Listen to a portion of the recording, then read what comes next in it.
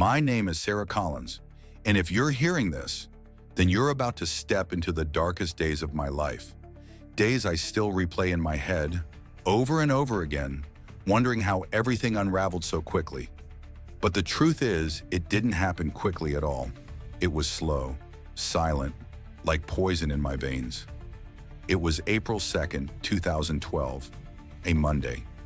I had just dropped my daughter Emily off at school. The morning was quiet, birds chirped outside, the sun spilled into the house, and everything felt normal. I walked back into the kitchen, sipping my coffee, and began doing the laundry like I always did. Upstairs, as I gathered James's clothes from the hamper, I opened his drawer to put away some shirts, and that's when I felt it. Something smooth, cold, wedged beneath his socks. I pulled it out. It was a phone, but not the one he usually carried. This one was older, tucked away like it wasn't meant to be found. My heart started racing. 100 thoughts ran through my mind, but I pushed them aside and turned it on. No password. The screen lit up instantly. I opened the messages, and within seconds, my world cracked open. The words, they weren't just flirtatious or suggestive. They were raw, explicit, and worst of all, the name, Maggie, my mother. My hands trembled. My legs nearly gave out, but I didn't cry. I didn't scream. I just stood there, paralyzed. Then I did something I still don't understand. I put the phone back exactly where I found it. I walked away. But in that moment, something inside me shattered, and I knew, life as I knew it, my marriage, my trust, my family was gone. I just didn't know how much I'd lose, yet. People always talk about the calm before the storm, how everything seems so perfect, so serene, right before your entire world falls apart.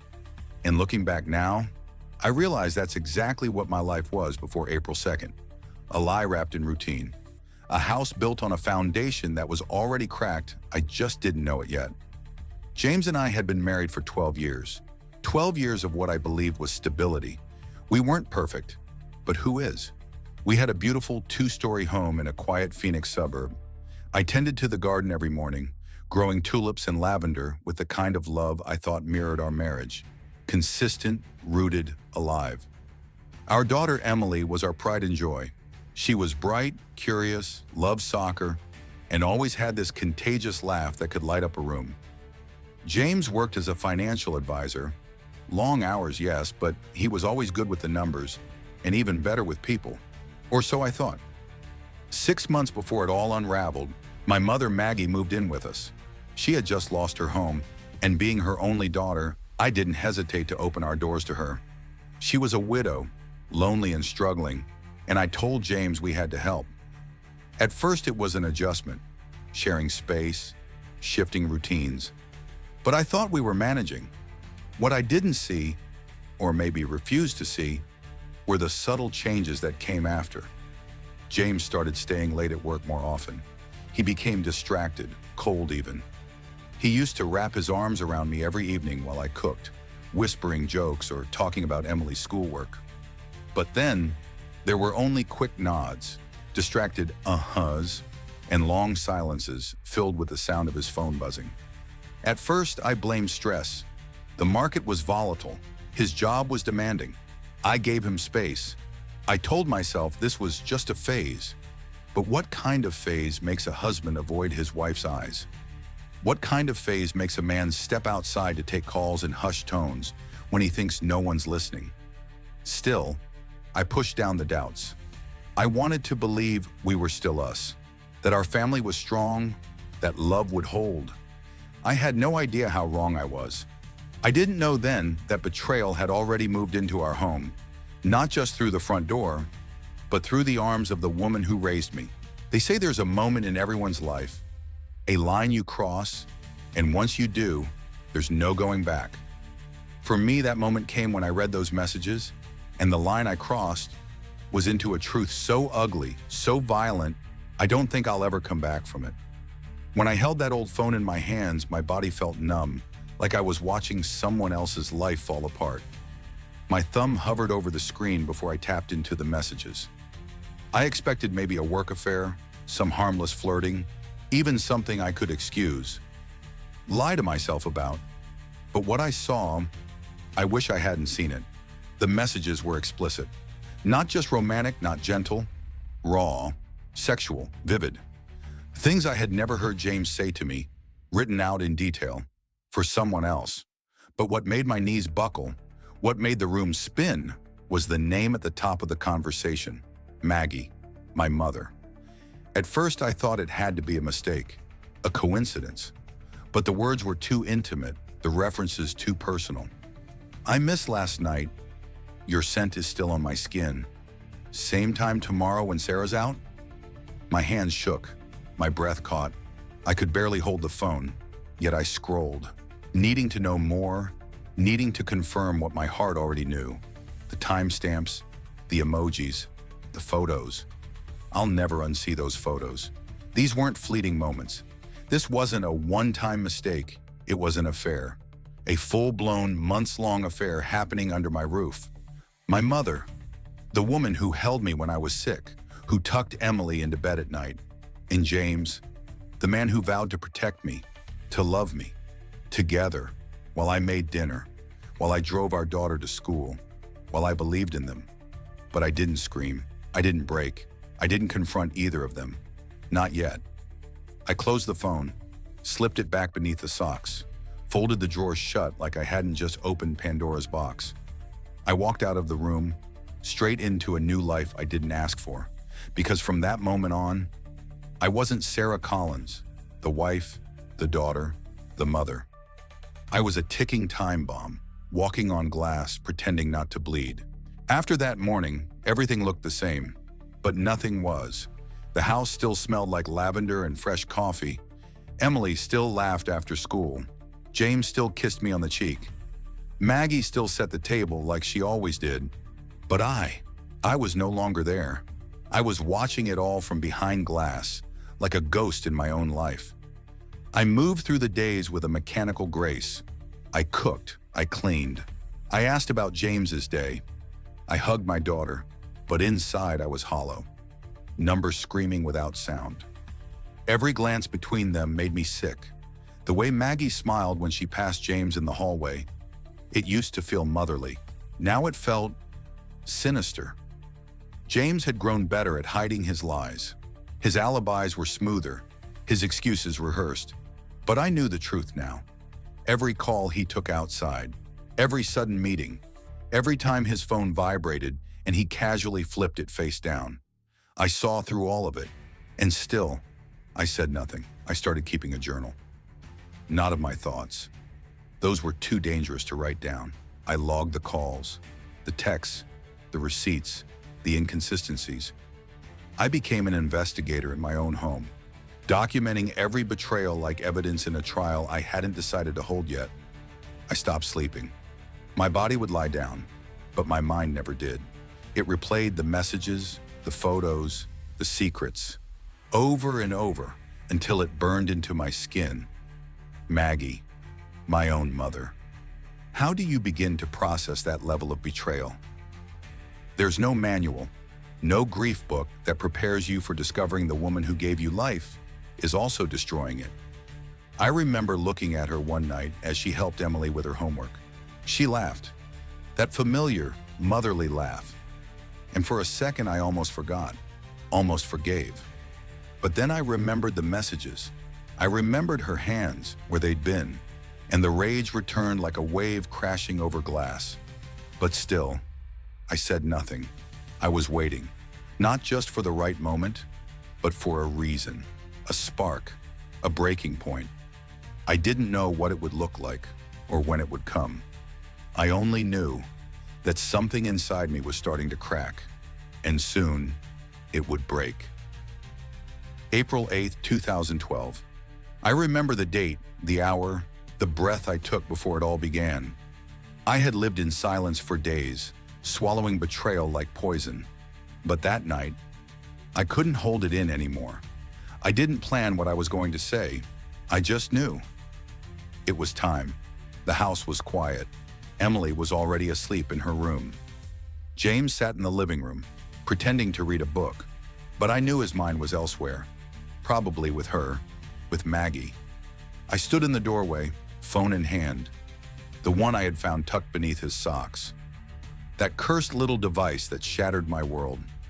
I didn't say a word. I just walked in and placed the phone on the coffee table, like a weapon between us. He looked up, confused. His eyes flicked to the phone, then back to me. And then it hit him. The color drained from his face. "What's this?" he asked, his voice already trembling. "Why don't you unlock it and find out?" I said. He did. His fingers shook as the screen lit up. He scrolled, slowly at first, then faster. The messages were all there. The images, the confessions, the love notes not meant for me. "I can explain," he started. "It's not what it looks like." "Then tell me, James, what does it look like to you?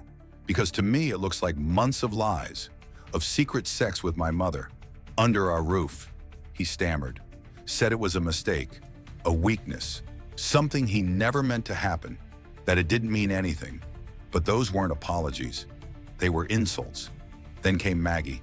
She walked into the room, probably hearing our voices. She stopped dead when she saw the phone and my face. She knew. "Sarah, I didn't mean to hurt you." "You didn't mean to hurt me?" I snapped. "You crawled into bed with my husband and called it loneliness?" She said she was vulnerable, that she felt unwanted, that she never meant to take James away from me. But it didn't matter anymore. Words had no weight in that room, not anymore.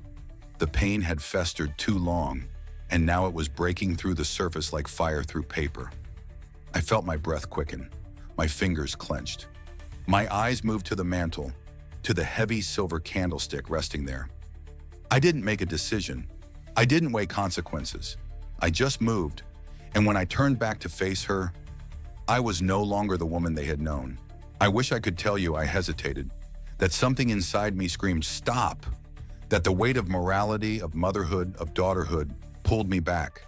But the truth is, there was no voice, only silence and rage.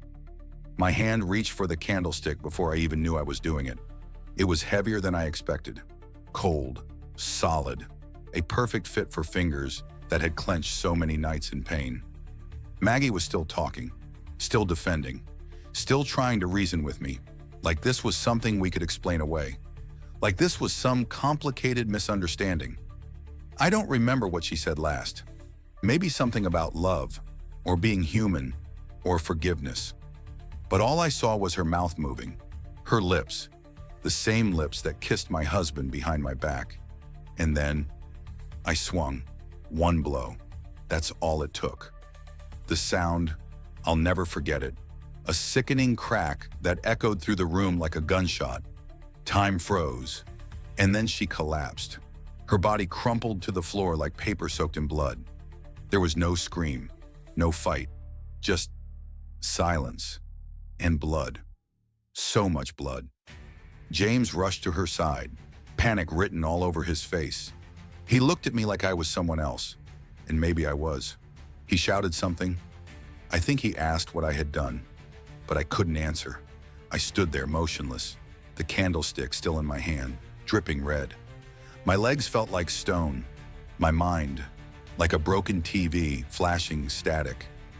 I wasn't thinking about consequences, about jail, about Emily sleeping upstairs. I was just staring at her, at the woman who raised me, who braided my hair, who taught me to tie my shoes. And now, she was gone, because of me. James kept pacing, running his hands through his hair, muttering nonsense. "We have to call the police. We have to say it was an accident. She fell." But I didn't move. I didn't cry. I didn't speak. I was in the eye of the storm I had just unleashed. And in that moment, I realized something even more terrifying than what I had done. A part of me felt relief. The house was silent again. But this time, it wasn't the peaceful silence of Sunday mornings or quiet dinners. This was a different kind of silence. Thick, suffocating, unnatural. The kind of silence that follows something unforgivable. Maggie's body lay crumpled at the foot of the stairs, eyes closed, face pale, hair soaked in blood. I stood above her, still gripping the candlestick like it was an extension of my arm. My fingers had gone numb, but I couldn't let go. James was pacing, breathing heavily, rambling. We can't just let them find her like this. They'll never believe it wasn't. We need to do something. I wasn't listening, not really, but his voice somehow pulled me back to earth. Slowly, I set the candlestick down. Then we started cleaning. It was surreal, like moving through a dream where nothing feels quite real. James wrapped her head in a towel. I scrubbed the carpet with shaking hands, trying to blot out the blood. We moved her body near the stairs, carefully like she was sleeping, arranged her limbs, positioned the candlestick nearby. She fell, James whispered over and over. She slipped while coming down the stairs. We'll say it happened late at night. She was rushing. Maybe the lights were off. I nodded, but my mind was a fog. I wasn't helping cover up a murder. I was watching someone else do it. Someone who looked like me, but wasn't me anymore. The night dragged on, slow and endless. At one point, I caught my reflection in the hallway mirror. I didn't recognize her. Pale, hollow-eyed, blood on her sleeve. Around dawn, I sat on the edge of our bed while James rehearsed the 911 call out loud in the living room. He didn't dial until 7:30 a.m. His voice on the phone was shaky but practiced. My mother-in-law, she must have fallen. I think she hit her head. Minutes later, red and blue lights lit up the street outside. Curious neighbors peeked through curtains. Emily was still asleep upstairs. Thank God, she didn't hear the sirens. Paramedics came in first. They saw the blood, the towel, the way Maggie's body was laid out so neatly. Then came the detective. He didn't say much at first, just looked, quietly, closely. His eyes scanned the room, the stairs, the candlestick. He didn't buy it. I could feel it. Something in his expression told me he already knew. And just like that, the lie we tried to build around Maggie's body began to fall apart. He introduced himself as Detective Michael Reyes, calm, polite, methodical, but there was something in his eyes, not just suspicion, but clarity, like he had already seen 100 scenes just like this and knew exactly what to look for. He didn't accuse us, not then. He didn't have to. He just observed.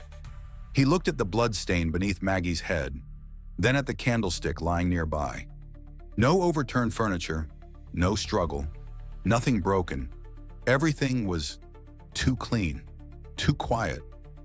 James stuck to the story, said she had tripped on the stairs in the middle of the night, said we found her that morning. He tried to sound broken, concerned, but his voice shook for the wrong reasons. Reyes didn't say much. He asked some routine questions, nodded a lot, jotted things down in a little black notebook, but I could feel it. He was building something in his head, connecting dots we didn't know we were giving him. Then came the autopsy report, April 10th. That's when everything started to unravel. The cause of death? A single blunt force trauma to the skull.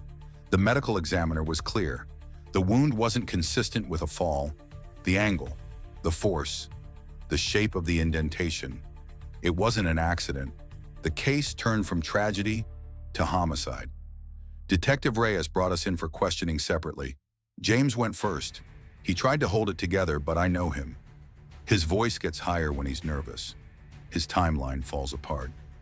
I sat in that sterile, windowless room for what felt like hours.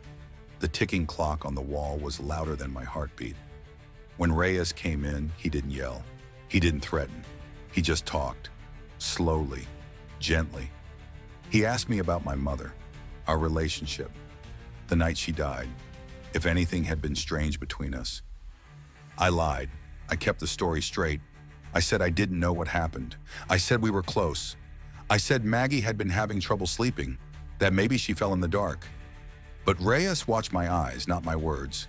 He saw the tremble in my fingers, the way I paused before answering, and I think, in that moment, he knew.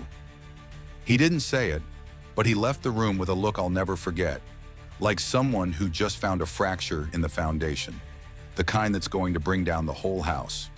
I walked out of that room still technically free, but I knew it was only a matter of time. It was April 17th when I broke. exactly 9 days after everything ended. I remember the way the sun hit the floor of the police station lobby, how cold the metal chair felt beneath me. I remember my hands shaking, even though I wasn't cold. And I remember the sound of my own heartbeat, louder than Detective Reyes's voice across the table. He didn't raise his voice. He didn't accuse. He just looked at me with this patient sadness, like he wasn't trying to punish me. He just wanted me to finally stop bleeding inside. He started slow. "Sarah, is there anything you want to tell me? Anything you've been holding on to?" I wanted to lie. I did. I wanted to keep pretending, to protect what was left. But there was nothing left. No marriage, no mother, no dignity, no future. My voice cracked before the words even came. "I killed her," I whispered. He didn't flinch. He just leaned forward gently. "Tell me what happened." And I did. I told him about the messages, the second phone, the long stares, the nights I couldn't sleep, the rage that built up like floodwater behind a dam. I told him how I tried to hold it in, how I watched them smile across the dinner table, pretending I didn't know what was really happening. And then I told him about the night, the candlestick, the swing, the sound. I told him I didn't plan it, that it wasn't premeditated, that I just snapped. That part was true, but I also told him something I hadn't admitted even to myself until that moment, that in the seconds before I lifted the candlestick, I wanted her to hurt. I wanted her to feel what she made me feel, to lose something she couldn't get back. And the second I did it, I became something I didn't recognize. When I finished, the room was quiet. No judgment, just air. Thick, heavy air. Reyes closed his notebook, said nothing. He didn't have to. I had just sealed my fate, and for the first time since this all began, I finally felt honest. They say the justice system is where truth is revealed. But in my case, the truth had already spilled long before I ever stepped foot in that courtroom. Still, I wasn't prepared for what came next. I wasn't prepared to become a story. June 3rd, 2012.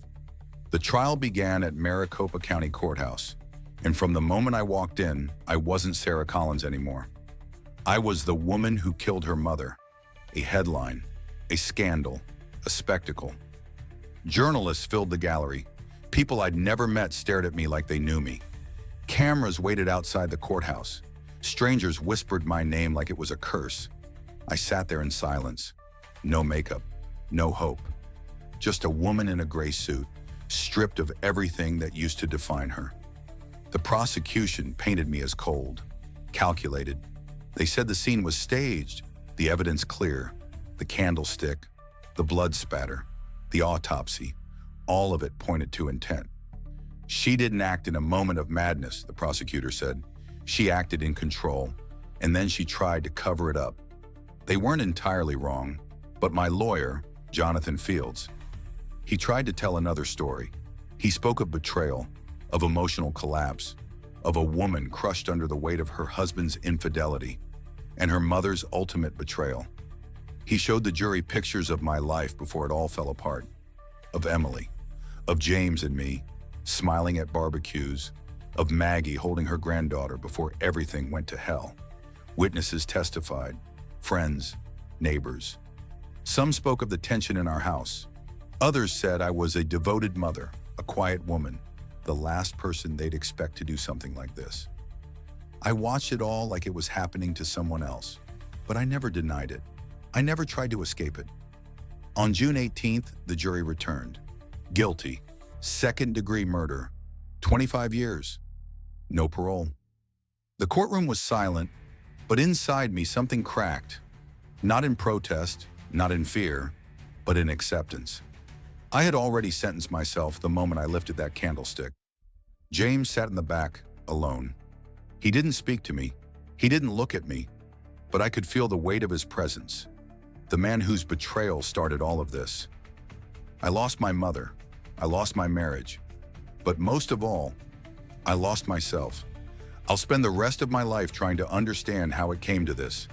How love, when twisted by lies, can become something so destructive.